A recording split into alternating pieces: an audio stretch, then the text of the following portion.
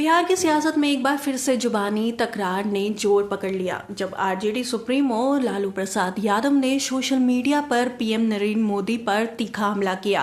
उन्होंने अपने x account पर पोस्ट करते हुए लिखा कि ए मोदी जी, विक्ट्री चाहिए बिहार से और फैक्ट्री दिलवाएंगे गुजरात में। ये गुजराती फॉर्मूला बिहार में नहीं चलेगा। लालू यादव के इस बयान को लेकर राजनीतिक गलियारों में हलचल मच गई। उनका ये बयान साफ तौर पर केंद्र सरकार और खासकर पीएम नरेंद्र मोदी के विकास मॉडल पर सवाल उठाता है, जिसमें बिहार को नजरअंदाज कर गुजरात को प्राथमिकता देने का आरोप लगाया गया है। लालू यादव के इस बयान पर सबसे पहले प्रतिक्रिया दी जेडीयू ने। पार्टी के वरिष्ठ प्रवक्ता नीरज कुमार ने कड़ी प्रतिक्रिया देते हुए कहा कि लालू यादव का विचार जहरीला है और उनका ट्वीट भी उतना ही जहरीला है। बिहार अब उस जहरीले दौर से निकल चुका है। उन्होंने कहा कि लालू यादव अभी भी चरवाहा विद्यालय की सोच से आगे नहीं बढ़े हैं और लगातार बिहार की जनता को गुमराह करने की कोशिश कर रहे हैं। गुजरात हो या बिहार या फिर कश्मीर से कन्याकुमारी तक,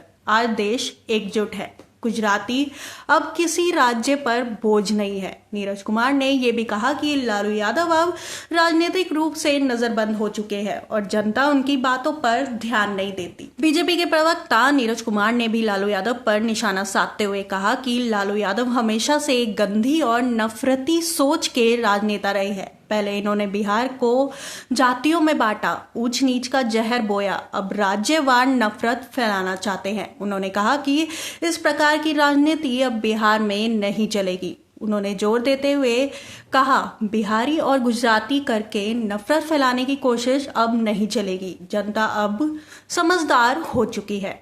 लालू यादव के बयान का बचाव करते हुए आरजेडी प्रवक्ता मृत्युंजय तिवारी ने कहा कि लालू यादव ने बिल्कुल सही सवाल उठाया है। जब बिहारियों को गुजरात और महाराष्ट्र में पीटा जाता है तब बीजेपी और एनडीए के नेता क्यों चुप रहते हैं। मृत्युंजय तिवारी ने आगे कहा कि लालू जी हमेशा से देश की एकता और भाईचारे की बात करते आए हैं। आज बीजेपी दो राज्यों के बीच भेदभाव की राजनीति कर रही है। उन्होंने ये भी याद दिलाया कि कभी गुजरात के नेताओं ने बिहार के सीएम नीतीश कुमार के डीएनए पर भी सवाल उठाए थे। बिहारी होने का इससे बड़ा अपमान और क्या होगा। ये बयानबाजी ऐसे समय में हो रही है जब बिहार में चुनावी माहौल धीरे धीरे गरमा रहा है।